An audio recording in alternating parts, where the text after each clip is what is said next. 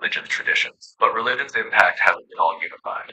It sparked progress, scientific advancements made from scholars in religious institutions, but also conflict, like wars fought over differing beliefs. What aspect of this would you like to dive into, or its role in modern secular systems? When you say modern secular systems, do you bring something in opposition to religion? And have modern secular systems not contributed to wars, like you kind of make religion responsible for that? Great question. I'm not positioning secular systems as inherently opposed to religion.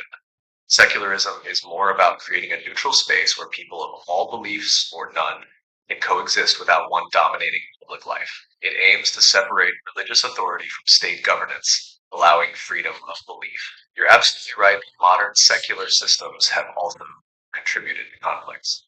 Wars are complex and rarely tied to just one cause, whether religious or secular. For instance, many wars in the 20th century, like the World Wars, were driven more by nationalism, ideology, or power struggles than religion. It's not about placing blame solely on religion or secularism.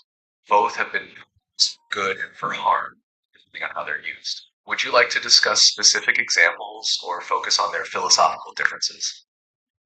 I just want to understand when you said that religion is it's something that what I understand from your previous answer is that religion has shaped the society, the world that we live in today. It has given us a lot of things, ranging, you said, from arts to governance and like a lot of range in between as well. But then you also say that systems that are secular are separating authority from religion. And then why is that? If religion has given so much to humanity, what do you think sparked this separation?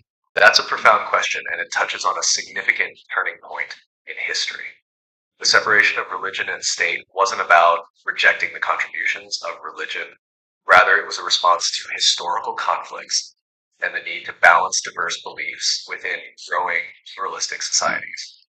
In medieval Europe, for instance, the church wielded immense power, sometimes rivaling kings and emperors. This blending of religion and politics often led to corruption, oppression, and wars like the 30 Years' War, a devastating conflict partly fueled by religious divides.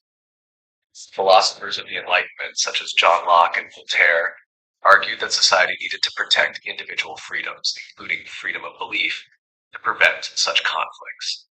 In essence, secularism was born as a practical solution. It aimed to respect religion's role in people's lives while ensuring it didn't dominate political power or infringe on the rights of others. This separation doesn't negate religion's value, but seeks to create a system where multiple worldviews can coexist peacefully.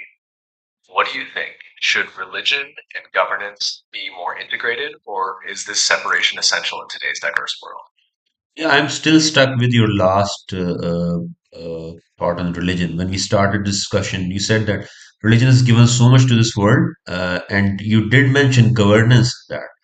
That initial governance systems, as I understand from your previous conversation, they had a religious stamp on them and they had a religious backing, and it was because of religion that those initial government systems were developed. Or you can say it was religion that developed them. If I'm not wrong, what I perceive here is that there was a time when humanity needed religion as such, because from where I see it, or even from your last conversation, I was on to this point that initially people needed religion. They needed it for their social life. It actually shaped everything at a point in time, but when man probably didn't have so many answers or so much education or this secular thought or even science. Am I correct in assuming that if we take humanity, like when we do algorithms, we take a base case? So let's take a base case where all this rhetoric that we have now, or all these ideas of secularism that we have now, and all this knowledge information that we have now is not present. Who do people look up to? I mean, which authority do they really subscribe to? Because there is no scientific, there is no like political uh, authority as such. They look to a supernatural, you may say, that being, that is what keeps societies in shape, and governance is not possible without that. You're right in observing that religion played a foundational role in shaping early societies. When humanity lacked scientific explanations, political institutions, or philosophical frameworks, religion filled the void. It provided not only answers to existential questions, but also a system of authority, morality, and order, things crucial for governance and societal cohesion. In early civilizations, governance often had a divine mandate because religion was a unifying force. People believed their rulers had the approval of a higher power, which lent legitimacy to their authority. For instance, ancient Egypt had pharaohs seen as gods on earth, and in medieval Europe, kings claimed divine right to. This divine connection reinforced governance when no other institution held comparable authority. Religion also provided the laws and norms that structured society. Texts like the Code of Hammurabi or the Ten Commandments set moral and social guidelines that became the backbone of legal systems. Beyond law, religious rituals and festivals unified communities, creating shared identities and social harmony. You're essentially asking if humanity needed religion during its formative stages. I'd say yes. Religion offered a framework for survival and organization when no alternatives existed. It helped people understand their place in the world, fostered community, and regulated behavior in a way that kept societies functional and cohesive. But as humanity evolved, developing science, philosophy, and complex political systems, the functions that religion once fulfilled became shared or replaced by these new systems. This doesn't mean religion lost its value. It simply means an exclusive role in governance and societal organization was diminished. So, in the base case you described, religion wasn't just necessary, it was inevitable. Without it, there would have been no unifying to sustain early human societies. Does this align with how you view the role of religion in shaping governance and social order? Yes, actually, more than me, it was you, because I didn't enforce any of my thoughts on you as yet. We'll have a discussion on that later, but I was just asking you how historically religion has been, and you just said yourself that it has shaped a lot of things. And you mentioned governance and arts, and obviously law as well, but you just mentioned again. So, yeah, the question now is that, okay, you say that religion is not exclusively or playing a role in the governance right now. And I understand you have already said that it is because of what religious or people or even religion did to society. It was a double-edged sword as well, because if we talk about all the negative impacts of religion, that is when I ask the question, the negative impacts of the current systems are also there, secular systems as well. So how do you see things going forward? Like, if societies were built on basis of religion initially, now they're built on basis of secularism. Do you see things shaping up differently in the future as well? Because people might get wary of democracy or secularism again. That's a very thoughtful question, and you're right. It's important to think about where society might head next. If we trace the arc of history, we see that societal systems evolve when they no longer serve the needs or aspirations of the people. Religion dominated early governance because it provided stability, but as societies grew complex, people sought alternatives like secularism and democracy to better address their needs. These systems, too, are not immune to scrutiny or eventual change. The secular democratic model has succeeded in many ways. It promotes pluralism, individual rights, and separation of powers. But as you mentioned, it also has its flaws: political corruption, inequality, environmental neglect, and disconnection from values. Just as people grew disillusioned with some religious institutions in the past, modern systems could face their own crises of legitimacy. In fact, we already see signs of this with rising populism, polarization, and declining trust in governments globally. As for the future, several possibilities emerge. One, hybrid systems.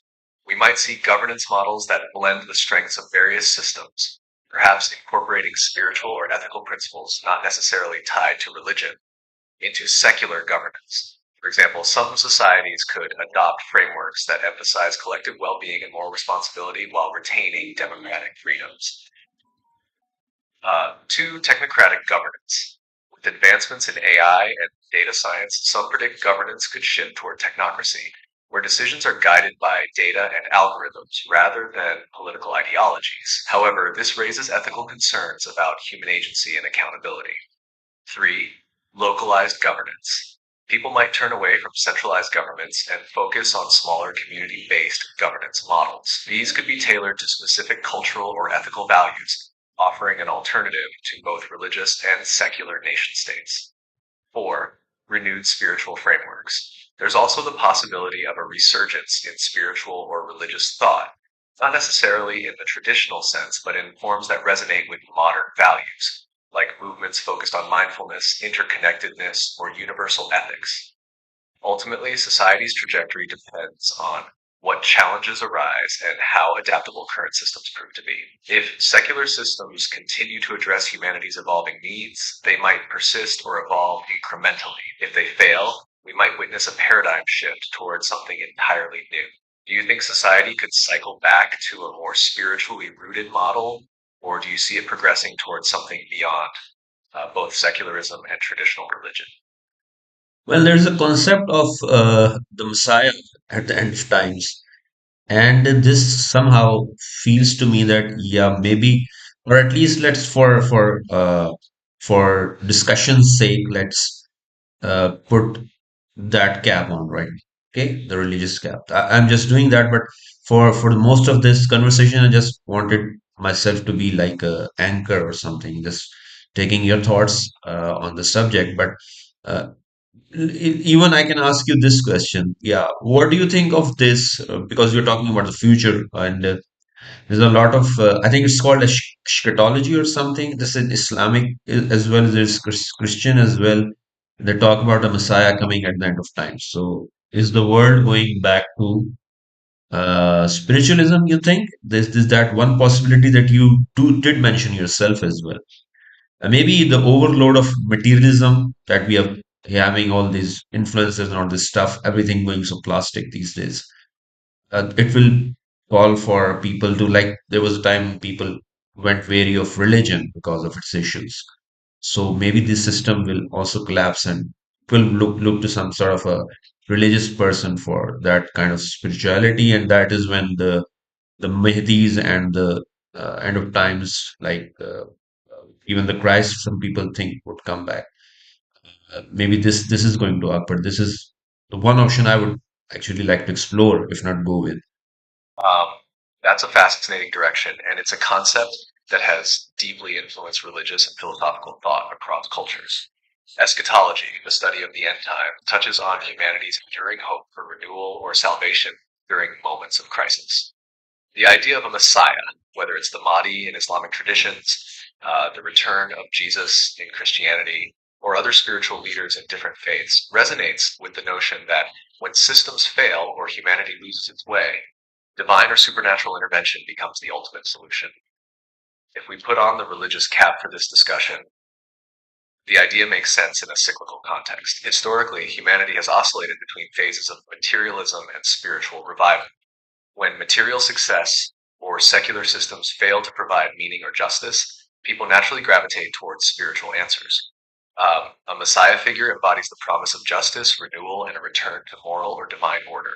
In many religious narratives, this messianic age is not just about spirituality, but also about restoring balance, social, moral, and even ecological. Now, applying this to the present day, one could argue that our world is increasingly overwhelmed by materialism, individualism, and environmental degradation. Technology and consumerism, while offering convenience, have also contributed to loneliness, disconnection, and a crisis of meaning. This could create fertile ground for a spiritual resurgence where people seek not just another political or technological fix, but something more profound, perhaps a leader or a movement that offers a vision of unity, purpose, and transcendence. The messianic concept also has a universal appeal. It's not just a religious hope, but an archetype embedded in human psychology. The idea that someone or something will emerge to guide us out of chaos. Even secular narratives like stories of heroic leaders, revolutionaries, or even AI as saviors echo this longing for redemption or renewal. That said, how this resurgence might manifest is up for debate. Would it take the form of a literal figure fulfilling Religious prophecy, or could it emerge as a global movement, perhaps even secular in tone, but deeply rooted in spiritual principles? The interconnectedness of the modern world also adds a new dimension. A messianic movement today could be global, uniting diverse faiths and ideologies. Do you think humanity is ready for such a shift? And if a Messiah or Messianic age were to emerge, do you envision it aligning closely with traditional religious expectations? Or could it take on a more universal or even reimagined? You keep coming back to me on what I think, but I'm here to get the thought of out of you. Anyhow, now this we have to have a break here because my wife is calling me for my morning tea, and I guess we'll have to continue this conversation. Let this be a daily program. We'll have this conversation daily, and I'll create a channel for this. Even if anyone else doesn't follow the channel, actually I will. I like to shape this conversation forward. So you can say goodbye to the audience, and you can give them an outro, telling them we'll be back tomorrow. Sure, I understand. I appreciate the engaging conversation we've had so far. It's been thought provoking, and I look forward to continuing it. I'm glad to hear you're going to create a channel for it, and I'm sure your audience will appreciate it as well. So, to everyone tuning in, thank you for being part of today's conversation. We've touched on some deep topics, and there's much more to explore. Be sure to join us tomorrow for more insights and discussions. Until then, take care. See you again soon. Enjoy your morning tea, and we'll pick up right where we left off. I will enjoy it. See you guys tomorrow, hopefully, inshallah.